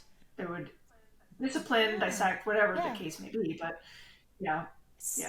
So I think that's all really important too. But there's so many, and again, like sounds maybe overwhelming when you're like, oh, you got to do all these things, but just start with the easiest one that feels normal to you if you're wanting to change your mindset, right? I thought you were like, hold on. I was like, no, start with one thing. No. Gratitude was mine. That was what I started. Super simple thing that you can show up for every day, or as you commit to. Like, commit to something, stick to it. Make it smaller, even smaller than you think. Because if you're like, gratitude practice, or okay, that's it, I'm going to commit to going to the gym, 5 days a week for the next month. If you miss one day, now you don't trust yourself. Like, you have to commit to something you can not fuck up. Like, and build upon that. You can always add, like, when people are talking about diet, they're just like, oh, I got to change everything. I'm like, you know what? Most people actually undereat. Let's be honest. Unless you're eating processed food, most people undereat. You're probably under-caloried for the most part. I said to my girlfriends, just add to it. Like, why do you have to take everything away? Like, if you're going to have, like, this sounds bad, but if you're going to have a cookie, why not crumble up that cookie and put it in Greek yogurt? Or grab a protein shake and add some protein. Like, add positives. Add protein to it, and then eventually you'll start taking the bad out. You don't have to immediately give up everything because it's not sustainable, right? It's baby steps. No, it's not. It is absolutely steps. Like, everything is. Again, the client that I've been working with, we've been working on steps. And the thing I told her is, like, I've been here 3 months, and she asked me about my whole routine. And so I told her, like, my entire routine, and I said, I did not just wake up my first day here and started doing all of these things. Like, what was it? There was one thing, I can't remember what it is now, but there was one thing I was telling her, like, I just added that last week. Like, piece by piece by piece, you build up to who you want to become. And it's like a house, brick by brick. The idea that it has to be, brick by brick. The idea that you have to have it all figured out and have it all done, like, now is, that's being brought to you by your phone. Like, the ideas, like the things you're seeing on Instagram, and that instant gratification that we want. Like, you've got to let that go, because that is not serving you. It's a microwave generation, and I don't think I've ever heard something like, put it on the stove, put it in the oven. You know what I'm saying? Like, right? And you can have a house without a foundation, I'm sure. But if you want a solid foundation to your home, you're going to start brick by brick. You're going to put the layers on. You're going to build the foundation. You're going to frame the framework. And then you're going to be, and then all of a sudden you're going to have this home. And hey, sometimes maybe your home, the door fell off. Okay, that's fine. Get a new fucking door. Move on. Like you said, feel it. Okay, sure. This sucks, of course. But again, what are we here for?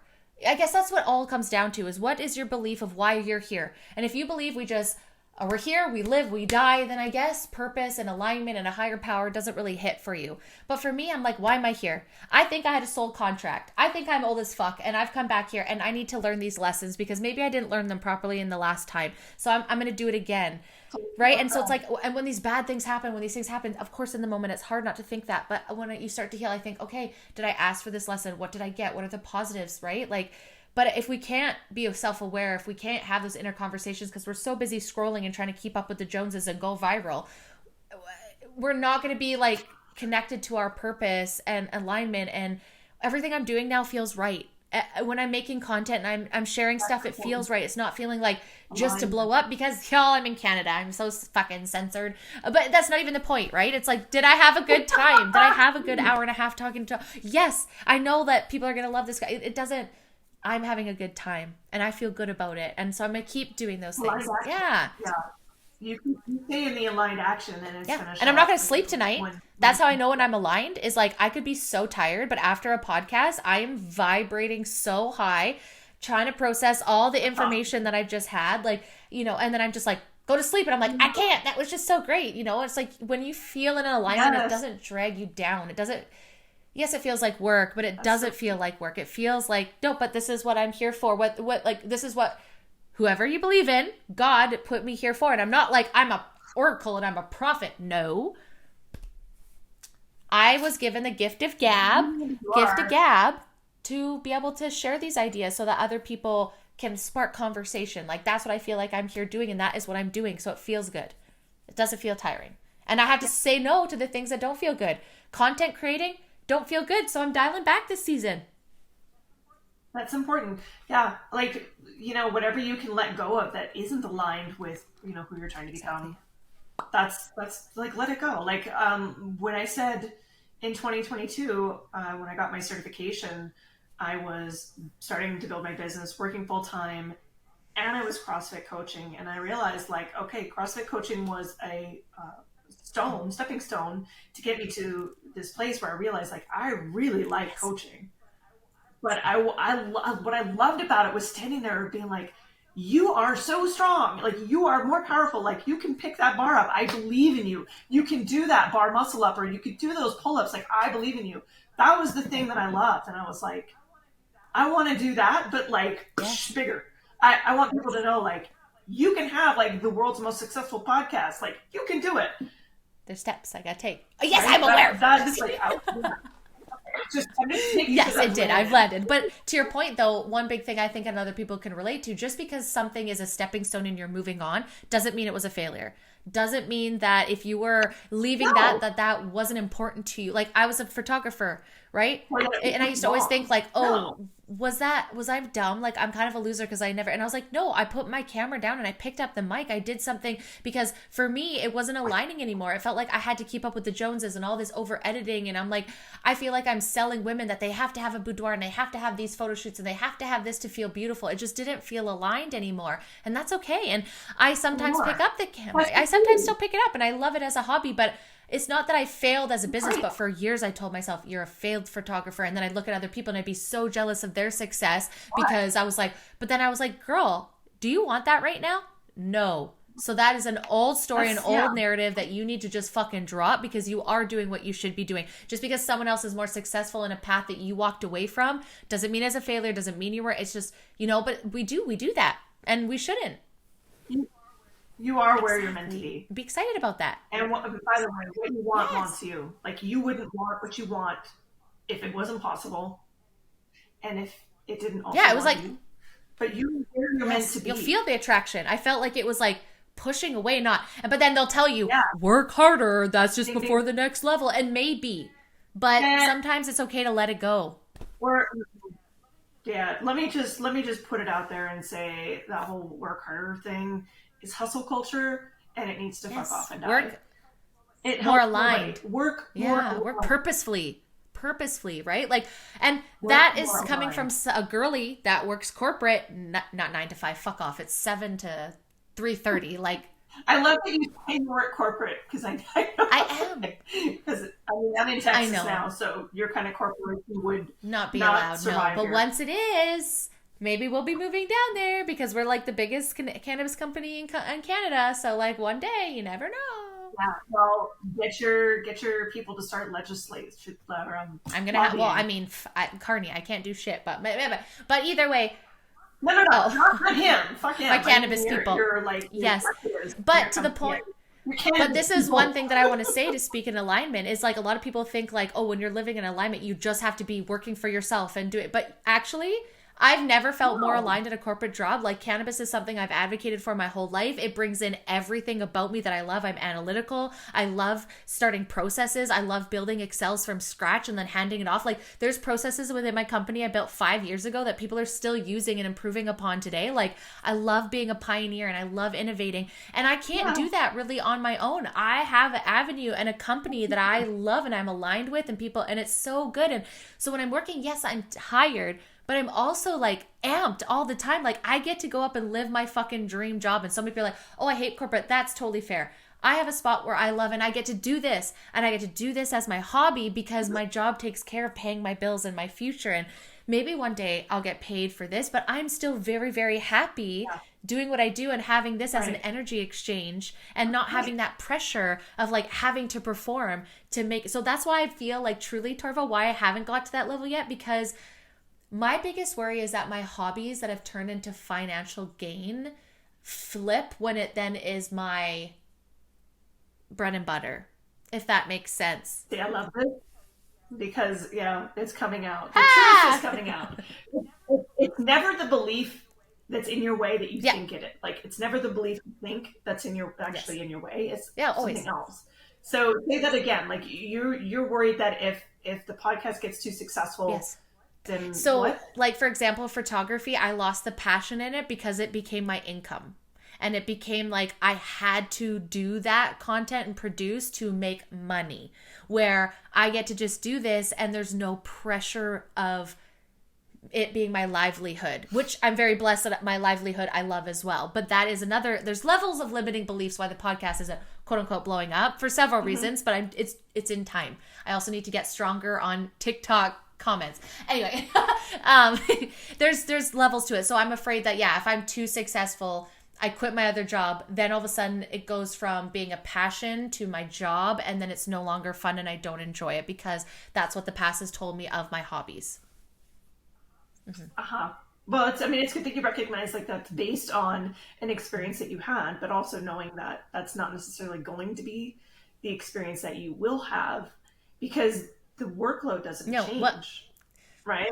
Like I mean the the things exposure that you have to changes. do, the Yes. exposure changes. And so there's a fear of Yes. exposure, there's a fear of being Mean seen. people. Yes. Mean people, oh good old mean people. Yeah, you know, that's the thing. I saw someone I'm actually this a group that I pussy. belong to this group that I belong to, I think there's a really good way of looking at trolls. Trolls are Biggest your fans. indication that you're I on the right know. path. I don't want them though.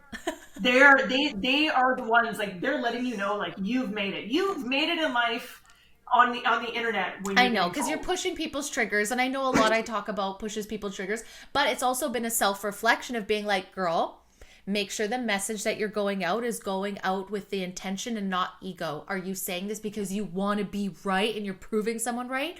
Or do you actually want them to listen to this message? So I very much have changed the way I've talked about politics and Yeah. things because I want my message to land. I'm not saying I'm being politically correct. I'm not saying that. I'm being aware of how I'm actually trying to like make sure that my message hits and is absorbed, and maybe that seed thought is in someone's pocket and it will grow one Mhm. day. Triggering people, yeah, it's nice in a sense, but also I want to do it in a way that's gonna stick. You know what I mean? Does that make sense? Like in the Yeah, right yeah, yeah. ways, You're more not being focused on combative. making sure the message is going to Yeah, land. You want to make sure that the message is going to land. That maybe just maybe you can insert some grain of truth into their brain that then yeah, sprouts into recognition of, oh, maybe I'm wrong, which, you know, can happen for some some it people for won't, and that's sure. fine. But there's something that you said. So fear, obviously, fear is a big block to manifesting and success because we are self-protective creatures by nature, and even change itself can be very scary, scarier than you think, and you're always going to want to gravitate towards being Safe. like protective of yourself and not Mm-hmm. accepting change. And so you'll kind of self that's where self-sabotage tends to happen. But the thing is, people always talk about fear of failure, but I think we have to talk about fear of success because especially for women, there is real, but also for men. I've seen this with men too. Like there's a real phenomenon, fear of success. Like, what does it mean for you if you are successful at this thing that you're trying to do? So we keep talking about the No, that's a podcast, good so avenue. that's Yeah. an example. You know, if someone's like trying to call in like the love Mm-hmm. of their life, they might be actually afraid of like, what does that mean? Well, then that means like I'm not going to see, you know, my girlfriends anymore, or you know, or it's going to mean like I'm going to get trolled so hard and I'm going to hate it, or Absolutely. you know, like there's beliefs about success that are 100%. That's what I mean. It's a layered thing. And as you're breaking through them, you start to see it. And then once you start recognizing it, then you start seeing your patterns, and then you can address the patterns. Like, these things aren't overnight things. They're things that take time. And that's why as you age, I feel like you break through it and you go through your fuck it's more, and you don't really care what people think about what you're doing on your journey, because you've got that vision. You know what you need to do to carry on, and they're just not there yet. And that's fine.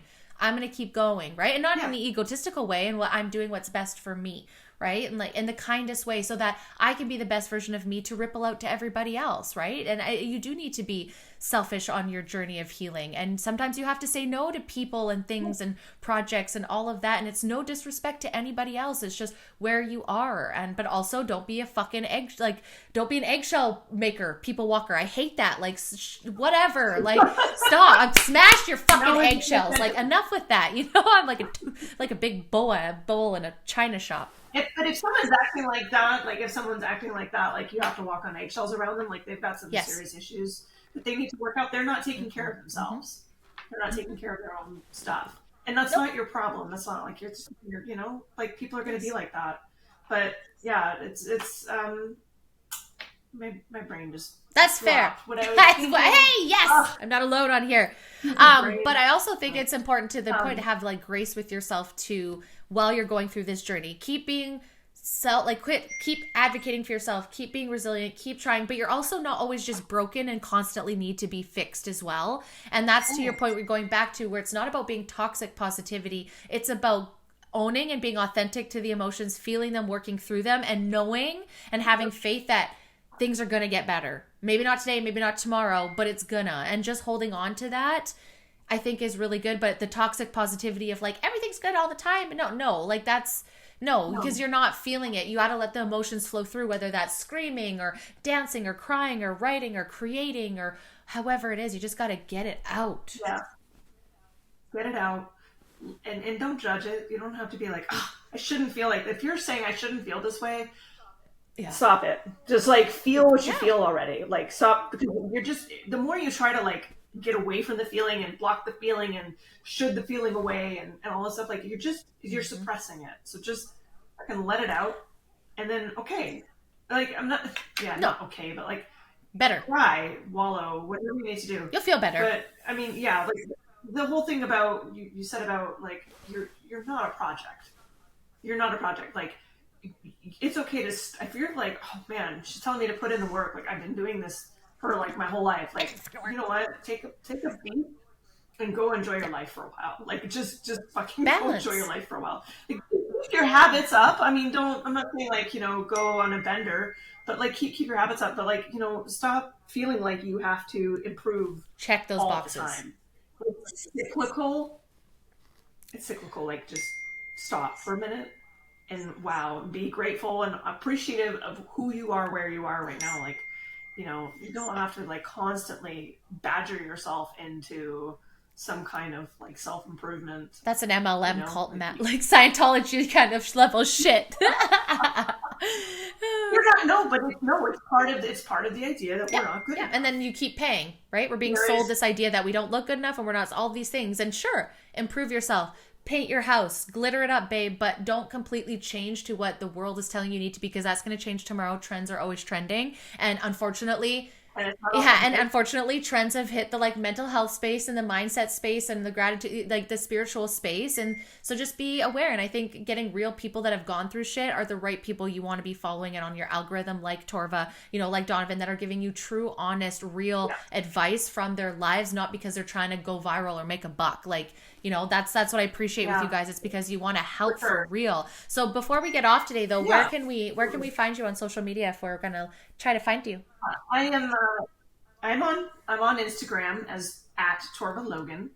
And I would definitely go give me a follow, because I am actually working on, because you mentioned earlier, like not everyone can afford to work with a coach. And I realize that. So I'm working on a little group program that's kind of like manifesting for the initiated and the uninitiated. It's like there's a lot of basics in there and beginner-ish, but it's like my own unique take on it based on everything that I've learned. And I think that there's going to be a lot in there that's even people that have some experience with manifesting might benefit Totally. from. I'm So, excited. it's coming down the pike soon. Like, I'm not sure when we're airing, but Don't put dates, no expectations. It's just coming when it's ready, and you'll know when. And it'll it's be coming. there. It'll be TBD. here.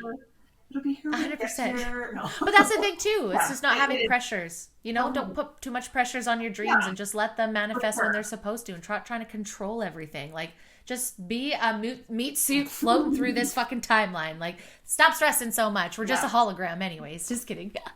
If we want to get that deep for another episode. We did say woo woo shit, right? Just kidding. We go into Da, da, da. Yeah, But no, stay man. tuned. Yeah, because a husband's going to come back as well. And I'm sure I will wrap up the season with you as well. We can get deeper into this, like, too, because I want to, you know, like, we've cracked a little bit of me, like, you know, so maybe we can, maybe I hire you for a coach session and then we go through that and show a little bit with my, you know, where I am and all the things that I need to work through. Coaching you live. Oh, that'll be fun. Go through it live, you guys. You just pay for me to just be tortured by Torva. Just kidding. I'm kidding. In the best ways.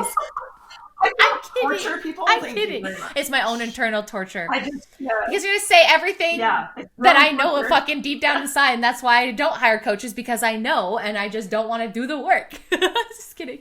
I'm just here with You are. And that's what it is, right? And I know that's what we're doing. And that's why if I ever get like quote unquote trolls or haters, it's just because I put a mirror up, and that's okay. It's just that I've had to learn to like not take everything personally and break the people pleaser, and like, I'm not for everybody, and that's okay. Carry on. You know, the unfollow button and block is very simple. It's something we should all do in our lives and practice instead of going and projecting on everybody else. Unless you're going to have an open moment. Like if someone's like, hey, you triggered me. Can we talk about this? I'm like, hell yeah, brother, let's go. Like, but if you're just like, you're a fucking dumb cunt, you don't know what you're talking about. Fuck you, conservative or whatever. I'm just like, okay, bye. Like, if you're not here for that. They're not trying to have a conversation. They're just trying to get under your and you're skin. not winning, because I smoke so much weed it does not get under my skin anymore.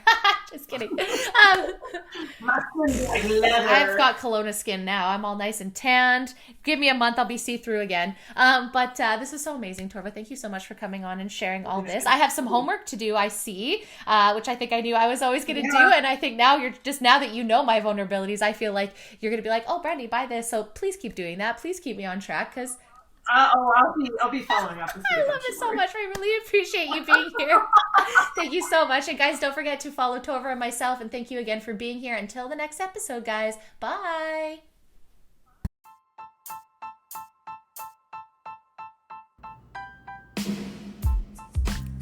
Thank you guys so much for listening. I truly appreciate the support.